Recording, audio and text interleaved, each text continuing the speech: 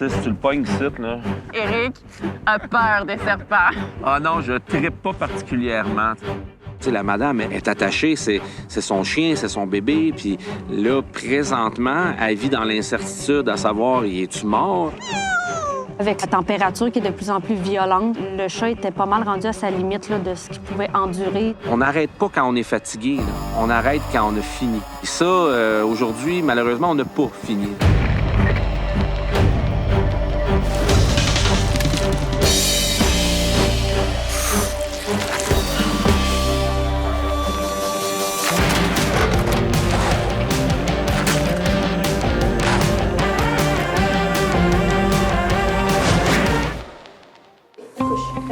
OK, Lexi, assis. Lexi, assis-toi. Nous, nos animaux domestiques, on les aime d'amour. Hein? C'est des membres à part entière de notre famille. On partage notre quotidien avec eux. Malheureusement, on reçoit beaucoup de signalements pour des chats et des chiens qui ont été perdus ou même pire encore, abandonnés lâchement comme des déchets. Centrale aux intervenants sur le canal 3 pour le chat sur l'autoroute 20. Est-ce que j'ai des gens qui sont disponibles? Moi, je passais ici par hasard un petit peu plus tôt dans l'après-midi. J'ai vu le chat coller sa clôture en plein dans la bordure centrale de l'autoroute. Il était tout recroquevillé sur lui-même. Il semblait vraiment en détresse. Fait que là, ce que j'ai fait, c'est que j'ai déjà appelé du monde ces zones pour savoir s'il y avait des gens disponibles. Laurie, elle a répondu présente.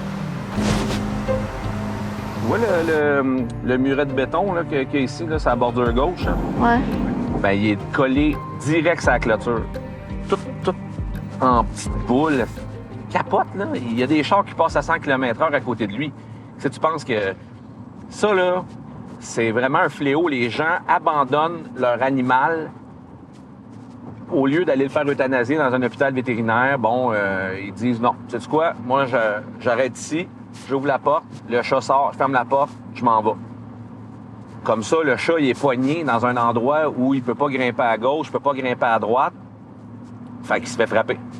Fait que c'est comme une euthanasie gratuite vraiment lâche. Puis on est confronté à ça. Là, la problématique, c'est que nous autres, on veut y aller le sauver. Sauf que pour notre propre sécurité puis celle des autres automobilistes, on peut pas arrêter comme ça sur une autoroute. Fait que ça va demander la collaboration du ministère des Transports. Est-ce qu'ils vont vouloir? Est-ce qu'ils vont être réticents? 63.8, 63.7, regarde, tu vois le rebord là, qui est ici là, avec la clôture, là, ben, il est là-dessus. Là.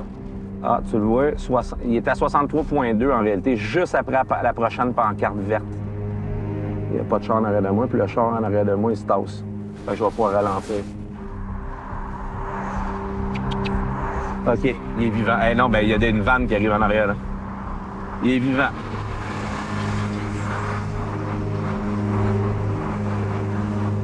C'est 5-1, Éric, Isabelle, es-tu à l'écoute? Oui, je suis à l'écoute, c'est moi qui vous parle. J'ai eu une petite fenêtre, une ouverture là, où il n'y avait pas de circulation. J'ai pu m'immobiliser à sa hauteur, la fenêtre baissée, puis le regarder. Quand je l'ai appelé, il s'est levé la tête pour me regarder. On va pouvoir mettre tout ce qu'il faut mettre en branle. Là. À partir de maintenant, là, c'est un go. Ça a pris 2 heures, mais le ministère des Transports nous a envoyé un patrouilleur pour bloquer l'autoroute. Là, je vais enfin pouvoir savoir si le chat est encore sur place puis si on peut le sauver. Fait qu'on se détache. On est attachés.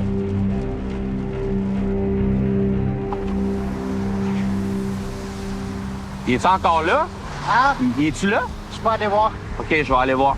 OK, moi, je vais te couvrir un peu plus loin. OK, merci. Il était là, live là. Ouais. Fait que soit qu'il est de l'autre bord,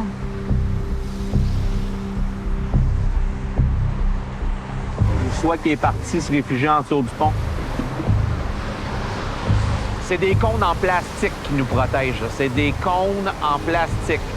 On se fie sur l'intelligence des gens. Dans le fond, c'est ça, hein? C'est comme... c'est un acte de foi. C'est bon.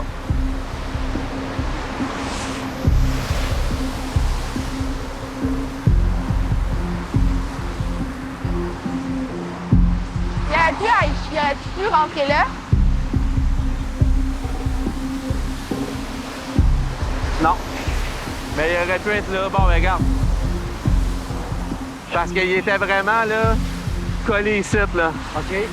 Mais par contre, la bonne nouvelle, c'est que de l'autre bord, il y a l'air d'avoir un talus qui descend, tu sais. Fait que s'il a réussi à passer dans un moment d'accalmie, tu sais, au moins... Tu peux le passer par là. Bon, hey, merci.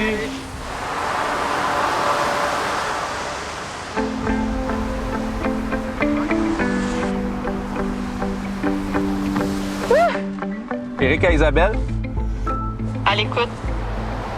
Le chat n'est plus sur place, puis il n'est pas frappé là, quelque part à proximité. Fait que on a vraiment la certitude là, qu'il s'est mis en sécurité. Clarté, merci. C'est sûr que j'aurais aimé ça qu'on sauve le chat, mais l'important, c'est qu'il ait réussi à se pousser par lui-même. Les abandons d'animaux domestiques, là, c'est vraiment un fléau à Montréal. Il y a quelqu'un qui nous a avisé ce matin qu'il y avait un python qui rôdait à Tétroville, au parc Belle-Rive. On essaie de le chercher, mais là, chercher un serpent qui peut se cacher sous n'importe quelle roche, c'est pas quelque chose d'évident, là, mais on va essayer. On va marcher tout le long, on va longer jusqu'à temps qu'on trouve quelque chose. En fait, là, tout le monde s'entend pour dire que c'est la meilleure façon de transporter un serpent là, dans un sac. Là, si vous avez un sac à chat ou quelque chose comme ça, là. Il n'est pas supposé, lui, là, d'être dehors à ce point-là. Là. Parfait, capté. Hello. Salut! Puis? Il y a une madame qui l'aurait vu par ici. OK. Quand tu reçois un appel pour ça, c'est toujours un peu impressionnant. Ouais. Mais là, il faut le trouver vraiment plus vite parce que dans ces conditions-là, il t'offre pas longtemps, ce serpent-là. Ah. C'est ça qu'on venait chercher, justement. Ça a l'air que c'est un python, cette histoire-là. Il est où? Ah, il est là! On a remarqué deux personnes qui étaient en train de prendre une photo. On s'est dit, c'est sûrement là que se trouve le serpent. Parce qu'on est arrivé sur les lieux, il était jaune, récroquevillé sur lui-même. Il bougeait pas en tout. J'ai essayé de le lever un peu avec un bâton, voir s'il y avait à avoir une réaction, mais aucune réaction. Tu sais, si tu le pognes ici, là... Ouais, même là. Ah ouais, c'est ça. Tu vas t'ouvrir ta tête d'oreiller. Il me fait très clairement comprendre que c'est moi qui allais manipuler le serpent. C'est pour des fins de supervision. Ouais, c'est ça. Sinon, je lis entre les lignes, Éric a peur des serpents. Ah non, je trippe pas particulièrement. Tu bouges-tu sa tête, ouais, hein? Ouais, mais non, il est pas fort. OK. Ce qu'on nous a dit, c'est de le réchauffer graduellement, que c'était ça qui était le plus important. Fait que là, en ce moment, il est dans le camion. J'ai pas mis le chauffage dans le fond, là. Tu sais, juste une petite affaire pour dire que il va se réchauffer graduellement, parce que sinon, il peut faire comme un genre de choc thermique. Un serpent comme ça, c'est aussi un animal domestique. Ça m'étonnerait pas que son propriétaire l'ait abandonné à cause d'un déménagement ou parce qu'il était juste plus capable d'en prendre soin. Vous l'avez trouvé? Oui. Je vais juste te dire quelque chose. Tu peux le ramener ici. What? Tu veux que je le ramène à la maison? Ça va être moins stressant pour lui, je pense, de pas trop se déplacer, tu sais, en tout cas. Ouais, ben ça va être moins stressant aussi pour moi. Fait que oui, on va le ramener à la maison. Oh my God, OK. C'est pas un zoo. Elle me fait comprendre qu'il faut que je le ramène à la maison. Au moins pour la nuit. C'est juste qu'avec Isabelle, on sait jamais. Une nuit, d'un fois, ça peut durer 3 semaines. Un serpent chez toi, ça te tente pas? Non. Non? C'est correct d'avoir des petites craintes ou des petites appréhensions. Ouais, là. Ça t'attendrit. Ouais.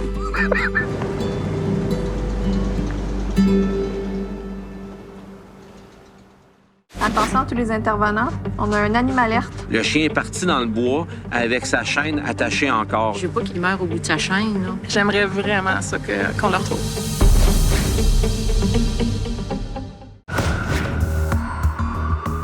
Attention tous les intervenants. On a un appel anime alerte. Donc, on va faire une opération là, de recherche et sauvetage pour retrouver Cliff aujourd'hui, en début d'après-midi. Merci à tous. Et la madame, elle a communiqué avec nous parce que, dans le fond, elle a perdu Cliff, qui est son chien, un beau labrador. C'est un très jeune chien de seulement 9 mois. Ça faisait pas longtemps qu'il habitait ici avec elle.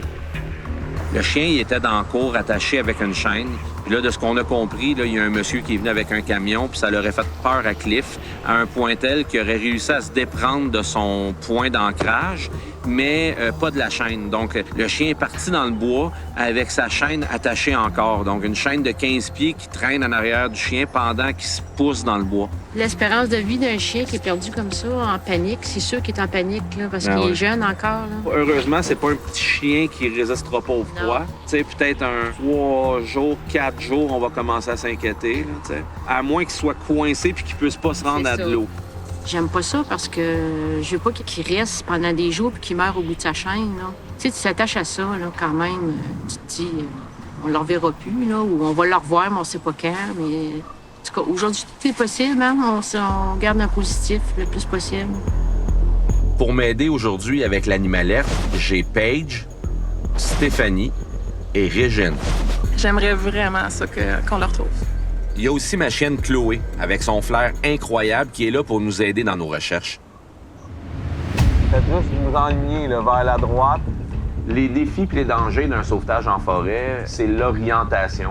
On bifurque légèrement trop à gauche. Il faudrait tranquillement penser à faire des pas un peu vers la droite. Fait que c'est pour ça qu'on utilise une technique où il y a quelqu'un qui est complètement à une extrémité, qui doit voir l'autre, qui voit l'autre, qui voit l'autre. Puis là, de cette façon-là, on reste en groupe et on reste groupé. Ça nous permet d'avoir aussi une trajectoire en ligne droite. Oh. Ah! En tout cas, si j'avais été mouillé, là, j'ai les pieds archi mouillés. C'est sûr, notre travail, c'est en 2 volets. Premier volet, recherche active sur le terrain. Donc, on ratisse. On a fait un périmètre dans le bois sur une carte. Puis notre but, c'était de couvrir tout ce périmètre-là dans un délai de 3 heures pour pouvoir trouver Cliff. Un peu plus à gauche, les filles, parce que tantôt, j'ai passé ici. Fait que ça veut dire qu'on commence à embarquer sur ce qu'on a fait. Deuxième volet, c'est sur Internet que ça se passe parce que notre service qu'on appelle l'animalette, c'est une image qu'on fait sur les réseaux sociaux comme si c'était une publicité. Comme si on ouvrait une pizzeria dans un quartier et là, on dit « Voilà notre publicité, on veut qu'elle soit diffusée à tous les gens autour de ce code postal-là. » Comme si on allait chercher une clientèle. Mais là, le but, c'est pas une clientèle, on va chercher des yeux. Parce que si c'est rendu jusqu'ici avec sa chaîne, là... Non, mais il y a du jeu là, pour partir. Ah là, c'est ça. Parce que là-dedans, en plus, il pognera pas, tu sais, il peut marcher. Non, c'est ça. C'est un peu décourageant. On n'arrête pas quand on est fatigué, là. On arrête quand on a fini. Puis ça, aujourd'hui, malheureusement, on n'a pas fini. Il y a encore des choses à faire, propager la disparition à gauche pas à droite. Là. Rien, puis on a vraiment tout couvert l'arrière là, de la maison. Là. Donc, on a ratissé la forêt dans un périmètre de 2 km², mais on n'a rien trouvé. Mais honnêtement, s'il était accroché dans ce bois-là, on l'aurait vu. Tu sais, la madame est attachée, c'est son chien, c'est son bébé. Puis là, présentement, elle vit dans l'incertitude à savoir, es-tu mort? As-tu réussi à se rendre chez un voisin? As-tu traversé la route finalement, puis on ne cherche pas dans le bon secteur? La disparition d'un être cher, hein, que ce soit un être humain ou un être animal, l'incertitude et l'anxiété restent la même. Peut-être qu'il a perdu sa fichue de chaîne. Peut-être aussi. Chose sûre, c'est pas peine perdue. Ça, c'est sûr et certain. Nos recherches n'ont rien donné pour l'instant, mais on garde espoir. Il y a l'annonce sur les réseaux sociaux, puis les avis de recherche qu'on a remis aux voisins. Avec un peu de chance, il y a quelqu'un là-dedans qui va retrouver Cliff. Hier, sur l'animalette pour retrouver Cliff, malheureusement, après plusieurs heures de recherche en forêt, ça n'a pas été fructueux. Non. Cependant, ce matin, bonne nouvelle, au bureau, tout le monde capote. Vitesse, oui! Un des voisins qui était justement avait été informé hier par vous sur le terrain. Il a pu retrouver Cliff. Juste avant la noirceur, il est allé faire un tour d'auto, puis il entendait japper au loin. Il l'a finalement trouvé après avoir traversé le bois, puis son chien, il l'a vu. Fait qu'il était tout pogné sa chaîne en bloc à travers des broussailles. Donc, tout de suite, on a pu faire le contact, puis le chien a pu retrouver sa propriétaire et sa famille. Mais après le téléphone, là, ça a été plus fort que moi. Là. J'ai pleuré. J'ai pleuré, puis je l'ai appelé, puis il s'est garoché sur moi. Il était tellement content, là. Ah, puis il était collé. Vraiment, je pense qu'il était heureux d'être revenu à la maison. Apporte Cliff. Le beau bâton. Ouais. Attends! Le résultat est là. L'animal a été retrouvé. Puis on a clairement un pourcentage qui nous appartient dans cette réussite-là. Parce que nous, notre travail, c'est d'informer, de diffuser. C'est vraiment un miracle. On était toutes tristes, après ça, on était toutes fous. Là. On dit, mon Dieu, ça n'a pas d'allure. J'ai dit, hey, on a notre gros bébé qui revient à la maison. Hein, gros bébé? Es-tu content, gros bébé? Ouais!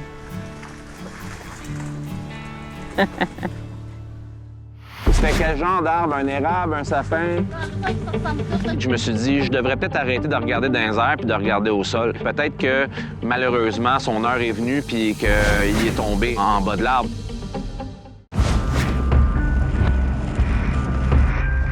L'appel d'aujourd'hui, c'est un appel assez particulier parce qu'on est appelé du côté de Saint-Canut, dans les Laurentides.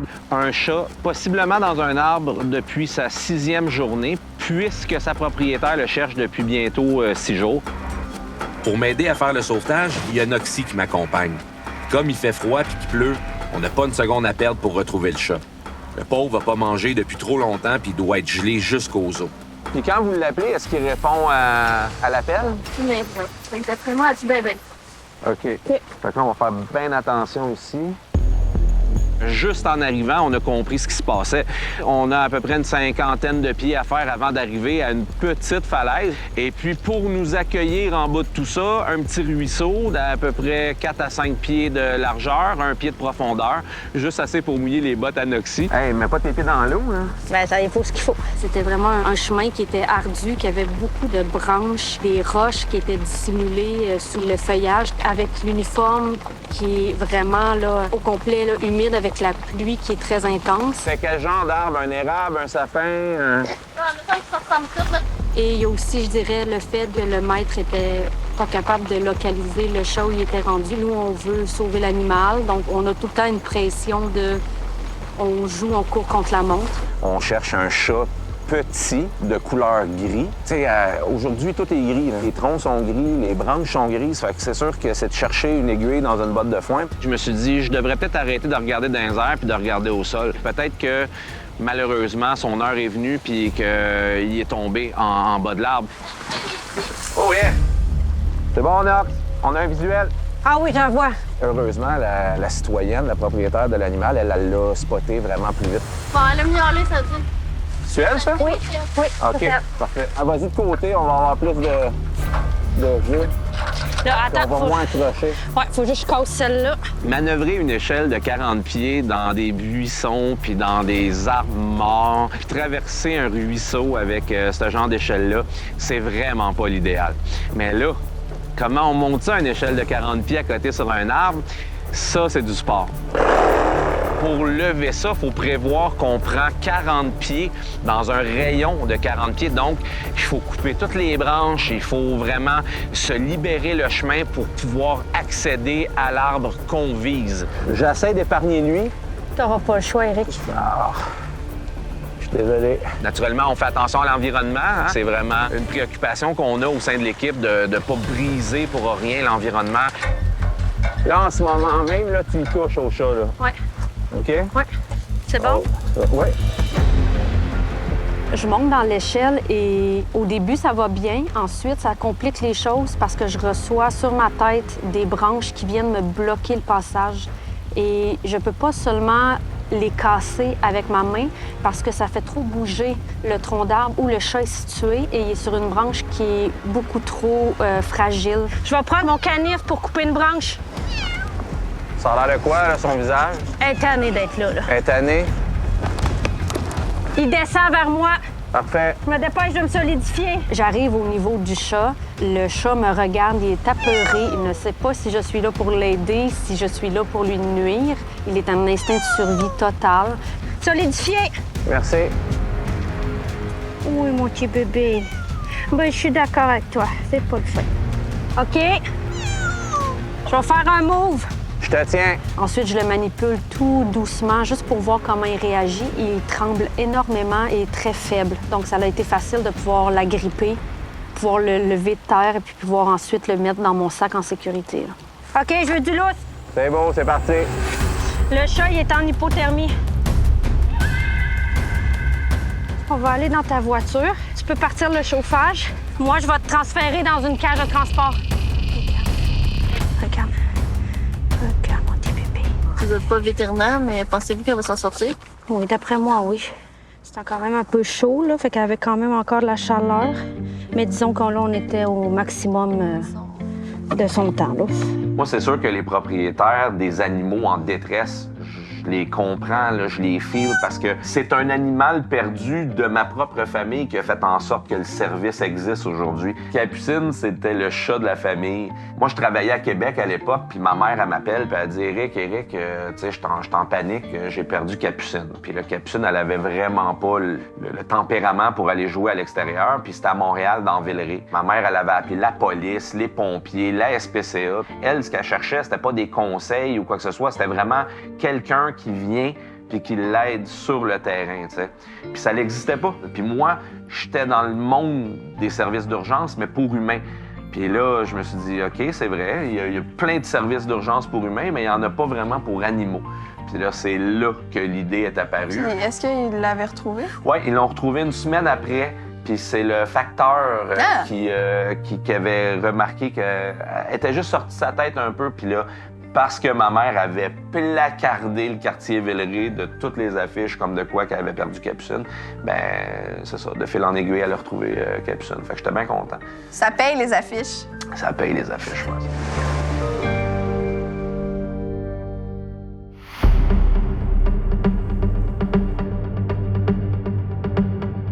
La particularité des neiges, c'est qu'ils peuvent plonger. Donc, ça rend l'intervention beaucoup plus difficile. Ah ouais, ah ouais, ah ouais, ah ouais! C'est un jeune chevreuil, un jeune mâle. Je l'avais. La première shot que j'ai donnée avec le filet, c'est juste que mon manche de filet, il a cassé.